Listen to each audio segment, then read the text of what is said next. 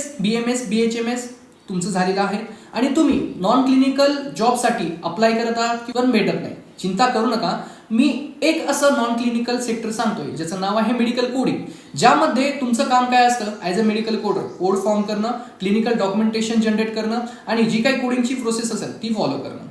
आता medical coding म्हणजे काय? मेडिकल कोडिंग म्हणजे हेल्थ सेक्टरचा जो काही डाटा असेल, for example diagnosis, procedures, treatment, या जी काही इम्पॉर्टंट हेल्थ केअरची इन्फॉर्मेशन असते याला एक स्पेसिफिक कोडमध्ये जनरेट केलं जातं, जेणेकरून इन्शुरन्सचा जे काही सबमिशन आहे ते सक्सेसफुल रन व्हायला हवे. ओके, सो इन्शुरन्स बेसिससाठी जे काही इम्पॉर्टंट स्टेप्स आहेत थ्रू मेडिकल कोडरच त्या वर्कआउट होतात. याबद्दलची आणखीन माहिती असेल, त्याचबरोबर हेल्थ सेक्टरमध्ये मेडिकल कोडरला किती पॅकेजेस आहे इंडियामध्ये आणि आउट ऑफ USA असेल, UK असेल, या ज्या काही सिटीज आहेत यामध्ये ऑलरेडी मेडिकल कोडिंग वर्कआउट होते आणि तिथले सॅलरी स्केप खूप हाय आहे. या मेडिकल कोडिंगमध्ये तुम्ही तुमचं कसं करिअर करू शकतात याबद्दलचा संपूर्ण मी जी काही माहिती आहे मी PDF फॉर्मॅटमध्ये माझ्याकडे अवेलेबल आहे.